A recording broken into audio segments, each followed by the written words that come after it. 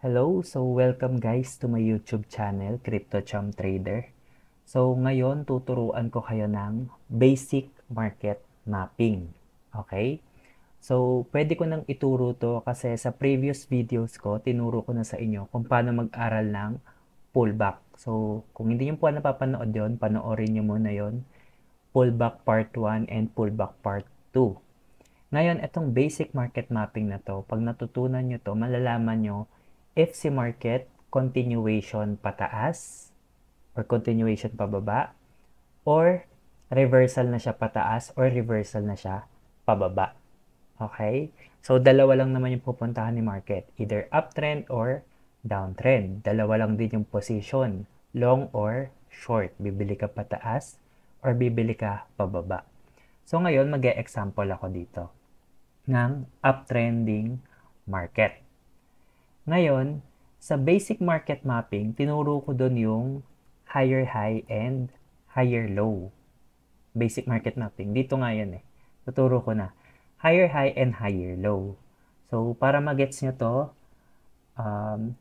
itong trend kasi is uptrend. So, yung first letter niya na H is higher. Ibig sabihin, mataas yung market, uptrend.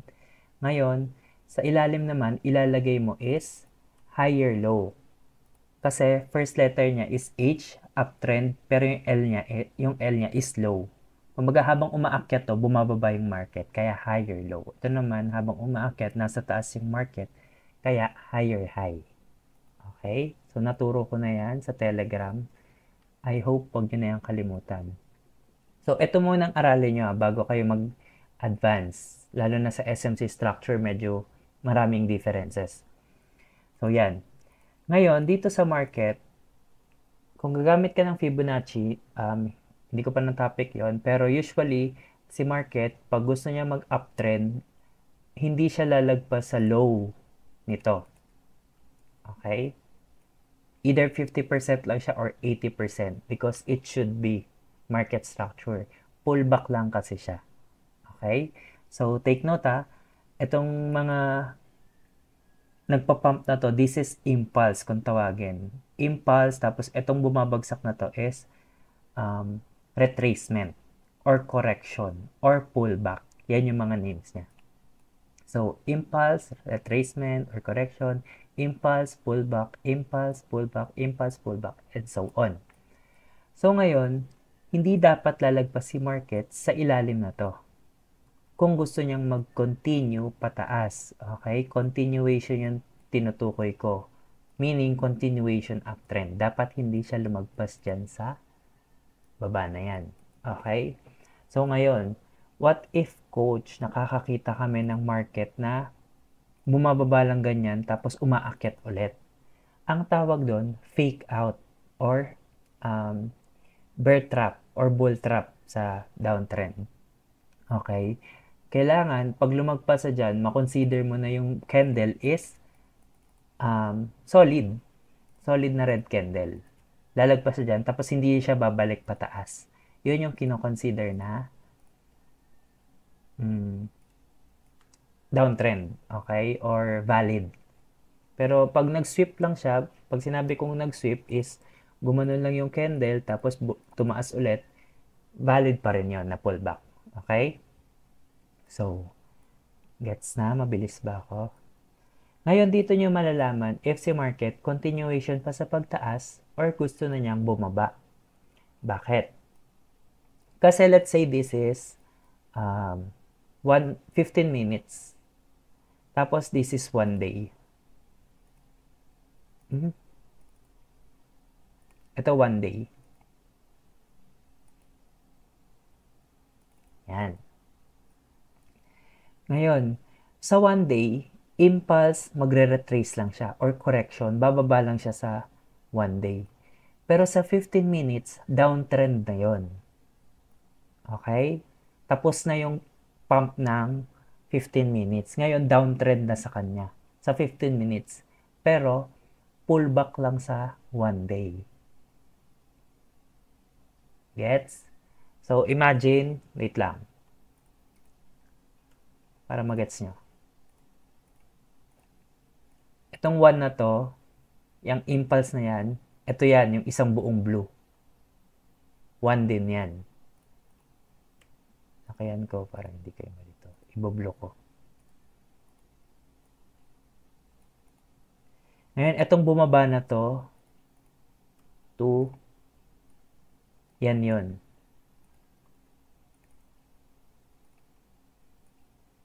Okay? In short, sa 15 minutes, gumagawa siya ng impulse, correction, tapos andyan na yung buong uptrend niya or yung buong structure niya. Tapos, bababa siya dito sa 15 minutes. Okay? Nagigets niyo ba? So, itong buo na to is structure na yan ng 15 minutes na half lang ng 1 day.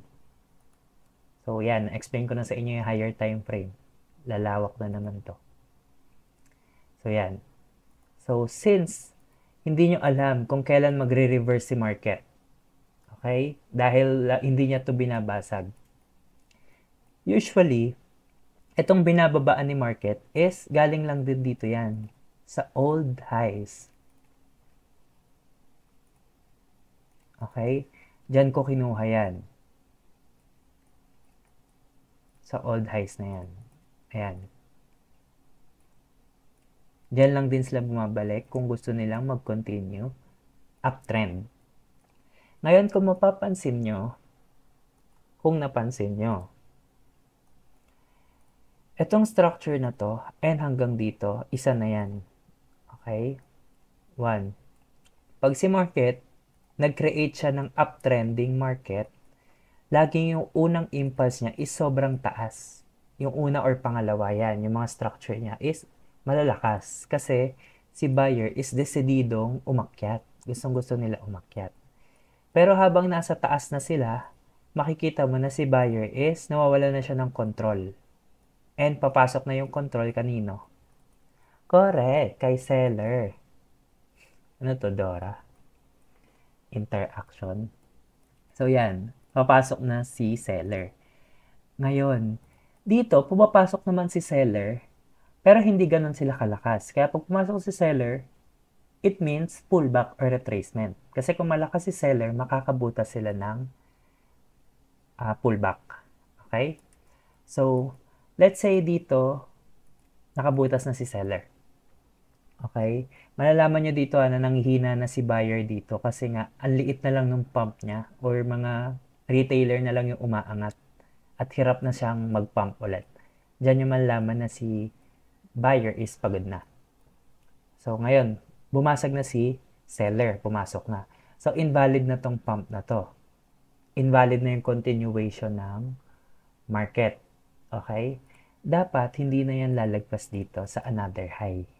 Kasi pag lumagpas siya dyan, ibig sabihin, tuloy ang continuation ni buyer. And etong bumagsak na to sa pullback, dapat hindi na siya lalagpas dito at i-reject na yan dito. Okay? Or somewhere dito. Yan, somewhere dyan. Basta hindi na yan lalagpas dito. So, pag bumalik to, kahit saan siya dyan, dyan tayo naghahanap ng entry. So, usually tawag dito, pwede ba yung tawagin na polarity? Pwede yung breaker block? Pwede yung QML? May QML ako dito eh. Ito. QML, ano ba nga to? Quasimodo. Okay? Pag sinabing Quasimodo, binabalikan niya yung FTR. Ano ba yung FTR? Failure to return. Yon, yung tinatawag na failure to return. Ayan o. Halos nakalimutan ko na to. Gusto niyang bumalik doon sa area na yon, pero failed niya. Kaya failure to return. Kaya doon na lang siya magre-retrace. Okay?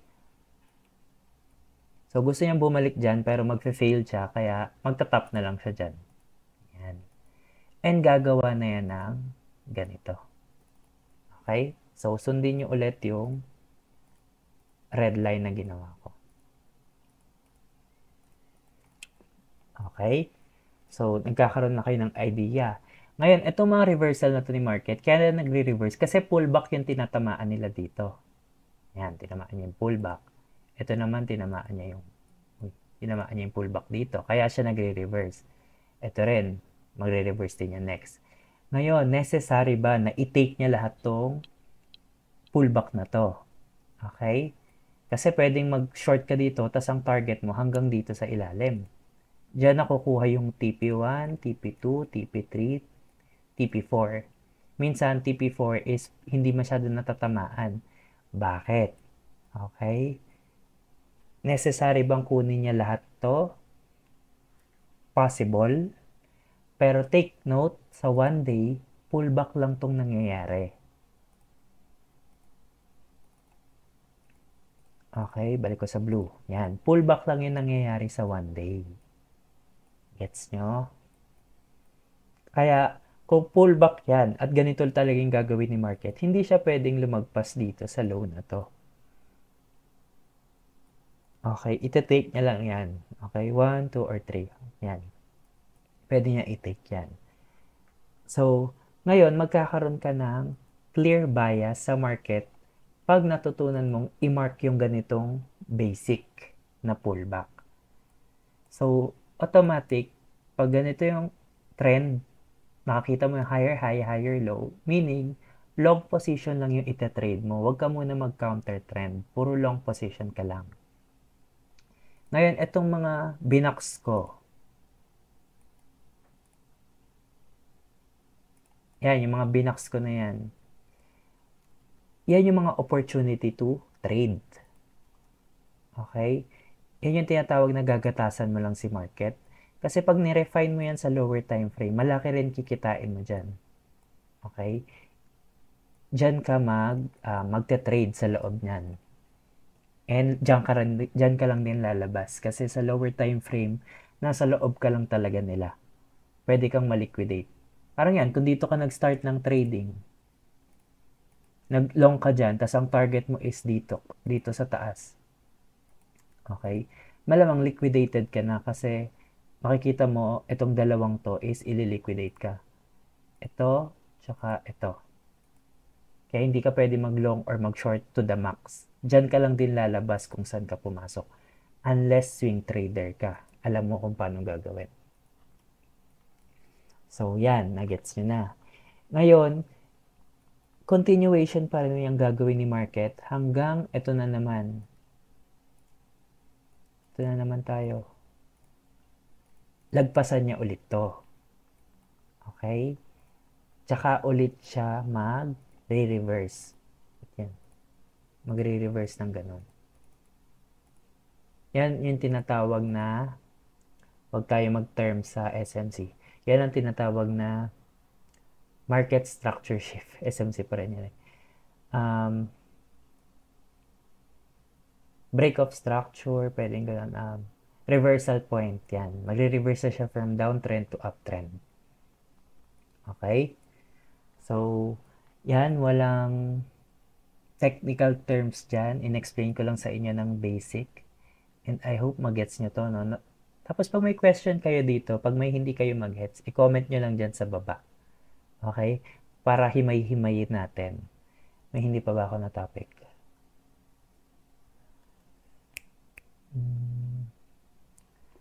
Uptrend, okay, downtrend. Okay, I think yan na yun. Ngayon, sa next session ko, ipapakita ko sa inyo yung ila-level up natin to into advanced. Kasi kung mapapansin nyo, ganyan itsura ng basic. Sa advanced kasi, ganyan itsura nila. Okay? Medyo confusing to. Tsaka medyo magulo to. Lalo na sa market. So, mag-start muna kayo dito sa basic para hindi kayo ma-information overload. Isa pa. Ngayon, itong explanation na to, magmumukhang madali lang sa inyo kasi ganyan lang siya. Pero pag pumunta kayo sa chart mismo, medyo marami siyang lagpas-lagpas, marami siyang fake out, ganyan-ganyan, which is common sa market. May manipulation, may lalagpas dyan, tas hindi naman pala itutuloy. So,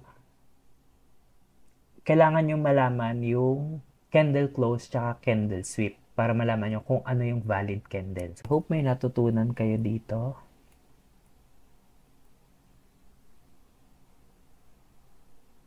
Kung may question kayo, i-comment nyo lang dyan sa baba. Then, ililink ko din dyan sa baba yung valid pullback part 1 and part 2. So, if you like this video, kindly like it and subscribe and mag-comment kayo pag may hindi kayo alam. Okay? So, yun lang. Thank you ulit, guys. See you sa next video.